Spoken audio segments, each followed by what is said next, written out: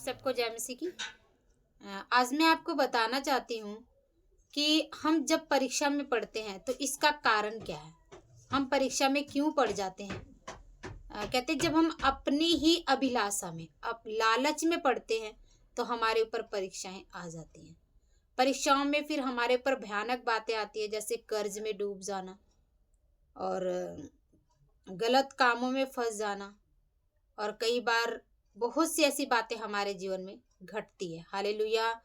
तो परमेश्वर का वचन कहता है कि याकूब 1:12 पढ़ूंगी मैं। धन्य है वह जो मनुष्य जो परीक्षा में स्थिर रहता है, क्योंकि वह खरा निकलकर जीवन का वह मुकुट पाएगा जिसकी प्रतिज्ञा प्रभु ने अपने प्रेम करने वालों से की है। हालेलुया। मान लो परीक्षा में पढ़ भी जाते हैं, यदि हमारे ऊपर कोई परीक्षा पड़ती है, बीमारी आती है और कुछ भी आता है, तो इसका क्या मतलब है कि उसमें हमारे अंदर धीरज भी आता है। हमारे अंदर धीरज आता है, सहने की ताकत आती है। और जब हम उन परीक्षाओं में से निकल जाते हैं ना, तो प्रभु का वचन कहता है कि वो जैसे अपने प्रेम करने वालों के लिए मुकुट रखता है, वैसे परीक्षा में निकलने वालों के लिए वो मुकुट रखता है। हालेलुया। लेकिन परीक्षाओं में हम पढ़ते क्यों हैं, हम ये देखेंगे। 13 वचन कह रहा है, जब किसी की परीक्षा हो तो वो यह ना कहे कि मेरी परीक्षा परमेश्वर की ओर से होती है, क्योंकि न तो बुरी बातों से परमेश्वर की परीक्षा हो सकती है और न वह किसी की परीक्षा आप करता है। हालेलुया। परमेश्वर का वचन क्या कह रहा है कि बुरी बातों से किसी की परीक्षा नहीं होती है और कोई भी परीक्षा परमेश्वर की ओर से नहीं होती है। जो भी परीक्षा होती है वो क्या होता है कि इंसान जो होता है अपने ही लालच में, अपनी ही बातों में फंसकर वो परीक्षा में पढ़ता है।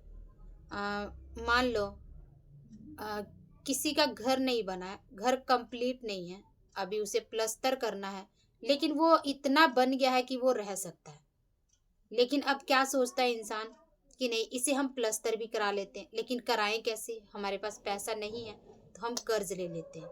और जब हम कर्ज लेते हैं तो क्या होता है कि वो धीरे धीरे, हमारी कमाई तो कम है लेकिन हम उसे धीरे धीरे, क्या होता है कि जब हम भर नहीं पाते तो उसका ब्याज बढ़ जाता है और हमारे जीवन में ना ही चैन रहता है, ना ही सुख रहता है, और लोगों की जो बातें हैं वो अलग से हमें सुननी पड़ती है। तो अब इसमें हम क्या बोले कि नहीं, हम ऐसे परीक्षा में पड़ गए हैं, नहीं, ये हमारी अभिलाषा है। हम उस घर में भी रह सकते हैं, बिना प्लस्तर के घर में भी रह सकते हैं। और जब प्रभु से हम प्रार्थना करते रहें और जब परमेश्वर हमें उसको प्लस्तर कराने के लिए वो उतनी शक्ति देगा, पैसा देगा, तो हम वो भी कराएंगे। लेकिन हम अपनी अभिलाषाओं में, कहने का मतलब है कि जितनी हमें जिन चीज़ों की ज़रूरत होती है हमें उन्हीं चीज़ों को लेना चाहिए। यदि हमारे पास जो नहीं है तो हमें उसको कर्ज लेकर हमें नहीं लेना। हालेलुया।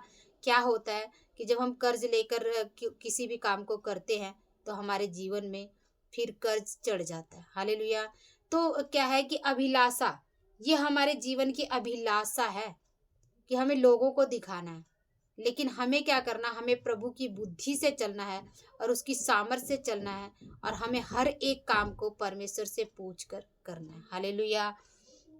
यहाँ वचन क्या कह रहा है, परंतु प्रत्येक व्यक्ति अपनी ही अभिलाषा से खींचकर और फंस कर परीक्षा में पड़ता है। फिर अभिलाषा गर्भवती होकर पाप को जनती है और पाप जब बढ़ जाता है तो मृत्यु को उत्पन्न करता है। किसी भी बात को ले लो, जब हम परीक्षा में, जब हम किसी अपनी आँख से कोई भी चीज़ ऐसी देखते हैं और हम उसे पाने की इच्छा करते हैं तो हम पाप में पड़ जाते हैं, और जब पाप में पड़ जाते हैं तो हमारे जीवन में गलतियां होती हैं, और जो पाप है वो हमें मृत्यु की ओर लेकर जाता है। हालेलुया। 16 वचन कह रहा है कि हे मेरे प्रिय भाइयों, धोखा न खाओ, क्योंकि हर एक अच्छा वरदान और हर एक उत्तम दान ऊपर ही से है और ज्योतियों के पिता की ओर से मिलता है, जिसमें न तो कोई परिवर्तन हो सकता है और न अदल बदल के कारण उस पर कोई छाया पड़ती। हालेलुया। परमेश्वर का वचन क्या कह रहा है, कह रहा है कि तुम्हें धोखा नहीं खाना है, क्योंकि हर एक अच्छा वरदान, हमें जो भी चीज़ें मिली हैं, हमें जो भी वस्तुएं मिली हैं, हमें जो भी जॉब मिली है, हमें घर मिला है, हमें बच्चे मिले हैं, कुछ भी मिला है, तो परमेश्वर का वचन क्या कहता है? कहता है कि एक अच्छा वरदान जो है ना, हमें ऊपर से मिला है। तो जब हमें ऊपर से वरदान मिला तो हम क्यों चिंता करें? हम अपने आप अपनी तरफ से हम क्यों परेशानी में पड़े? हमें हर एक बात के लिए परमेश्वर पे भरोसा रखना है, क्योंकि वो ज्योतियों का पिता है और वो कहता है कि उसकी ओर से मिला है, जिसमें ना तो कोई, यदि जो ऊपर वाले ने दे दिया है ना, उसने दे दिया तो उसमें कोई बदलाव नहीं किया जा सकता। कोई भी किसी भी तरह का उसमें बदलाव नहीं किया जा सकता, ना ही किसी बात की उस पे छाया पड़ेगी। हालेलुया। परमेश्वर का वचन ये कहता है, इस वचन को पढ़ के हमारे जीवन में बहुत धीरज उत्पन्न होता है कि परमेश्वर ने जो हमें एक बात का भरोसा रखें, जो आपको प्रभु ने दे दिया है, वो चाहे जॉब है, आपके जीवन में कोई भी वस्तु परमेश्वर ने दे दिया है ना, पहली बार तो ये सोचना है कि ये जो मिला है मुझे ऊपर से मिला है।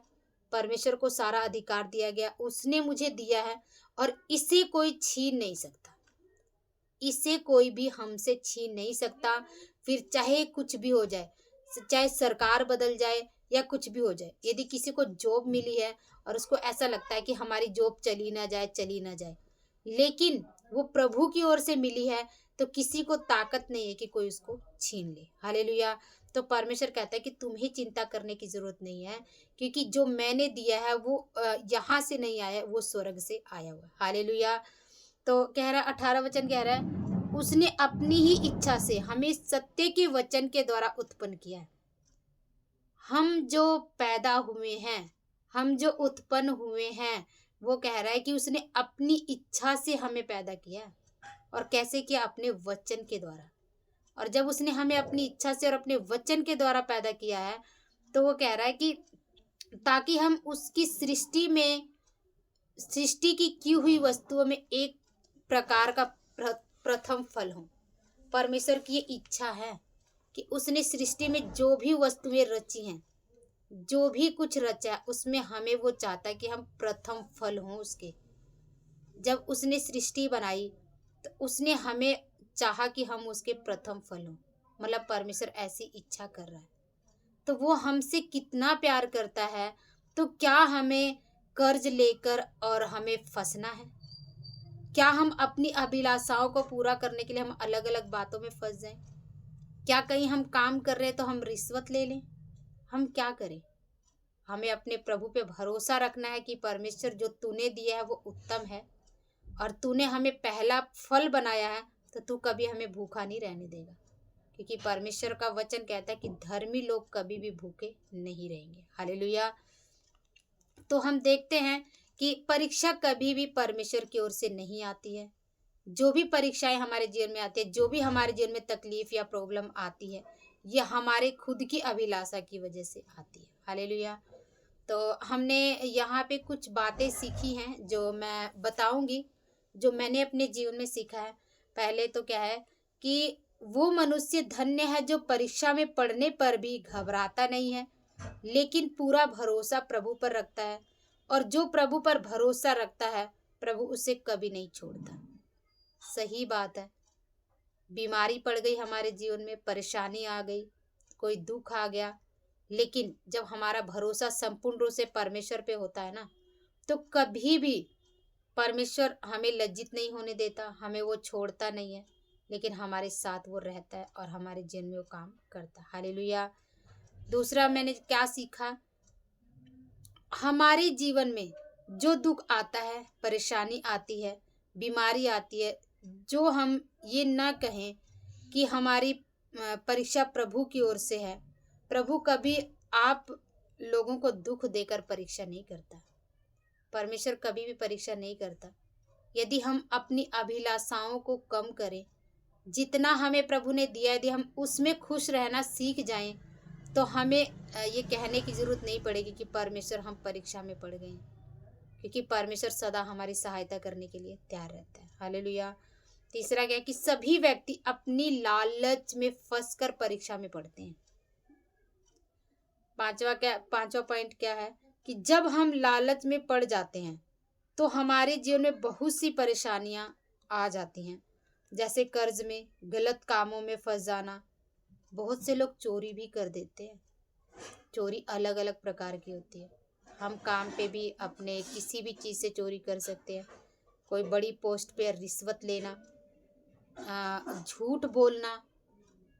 अब झूठ बोलना क्या है? यदि आपने कर्ज ले लिया, कर्ज में फंस गए, कर्ज लेने के लिए कोई आ रहा है, आपको मजबूरी में झूठ बोलना पड़ेगा। लेकिन प्रभु तो झूठ नहीं बोलने के लिए बोलता है ना। तो इस तरह हम पाप में फंसते हैं, किसी को धोखा देना, और हम पाप में फंस जाते हैं। और इन बातों का जीवन में आने से हमारे जीवन में चैन नहीं रहता। इसलिए हमें कुछ भी करना है परमेश्वर से पूछ के करना है, कुछ भी करना है उसका इंतजार करना, हमें प्रार्थना करनी। हालेलुया। 5वां पॉइंट क्या है कि प्रभु कहता है धोखा मत खाओ। तुम्हें जो कुछ चाहिए या जो कुछ तुम्हारे पास है सब ऊपर से आता है, मतलब प्रभु की ओर से मिलता है। फिर जो प्रभु देता है न उसे कोई छीन सकता है और न उसे कोई बदल सकता है।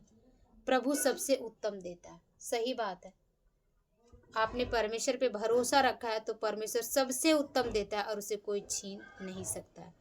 कह रहा प्रभु ने हमें अपनी इच्छा के द्वारा सत्य वचन से उत्पन्न किया ताकि हम उसकी सृष्टि की रचना का पहला फल हों। कितनी बड़ी बात परमेश्वर ने यहाँ हमसे चाहिए। उसने हमें अपने शब्दों के द्वारा रचा है, अपने वचन के द्वारा रचा है। और वो यही कहता है, उसका क्या वचन है, वो ये चाहता है कि ये सृष्टि में जो भी कुछ है उसमें सबसे प्रथम फल हम गिने जाएं। हालेलुया। तो परमेश्वर हमसे कितना प्रेम करता है। इसलिए परमेश्वर नहीं चाहता कि हम अपनी अभिलाषाओं में फंस जाएं और हम पाप में फंस जाएं और हम नाश हो जाएं। परमेश्वर चाहता है कि हम परमेश्वर की बुद्धि में अपने जीवन को जिए। जो भी हम अपने घर में करते हैं, जो भी हम अपने घर में कुछ लाते हैं, तो हमें उसमें देखना है कि ये क्या हम पूरी, जब हम मंथ में हमें जो भी हमें सैलरी मिलती है, तो क्या पूरे महीने का हम जो करते हैं हम अच्छे से कर लेते हैं। लेकिन यदि उसी में हम किसी कर्ज लेकर कुछ और काम करना चाहते हैं और जिसकी हमें ज़रूरत नहीं है, तब हम क्या करते हैं? अभिलाषा में फंस जाते हैं। इसीलिए हमें परमेश्वर के चरणों में बहुत ही ध्यान से हर एक काम को करना है और परमेश्वर से प्रार्थना करके करनी है। क्योंकि जैसे हम अपने पिता से पूछते हैं ना किसी बात के लिए, हमारा पिता होता है, इस तरह हमारा परमेश्वर है, हम उससे हर एक बात के लिए पूछे। हालेलुया। जब इस वचन को देख रहा है, प्रभु आप लोगों को इस वचनों के द्वारा आशीष दे, आपके जीवन में ये वचन काम करे कि पहला कि परमेश्वर हमें धन्य कहता है, और दूसरा क्या है कि वो नहीं चाहता कि हम किसी भी अभिलाषा में फंस जाएं। आप सबको जय मसीह की। प्रभु इस वचनों के द्वारा आप लोगों को आशीष दे।